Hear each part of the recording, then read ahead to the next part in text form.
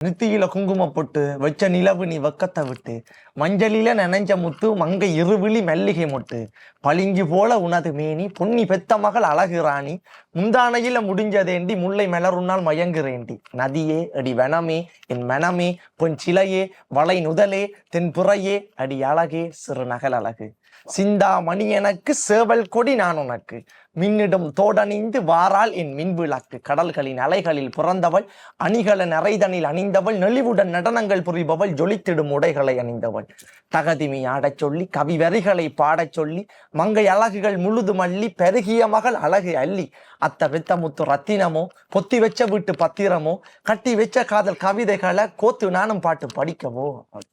பொறாமையா இருக்குங்க இந்த மனுஷனை பார்த்தா. இந்த எழுத்துக்கள் எங்க இருந்து உதயமாகுது? இன்னொன்னு சொல்லணும்னா, உண்மையா யாரையாவது பார்த்து வர்ணிச்சாதான் இந்த மாதிரிலாம் வரும். இல்ல நான் கற்பனையில ஒரு ஆள வச்சிருக்க வடிவம் வச்சு கற்பனை இல்ல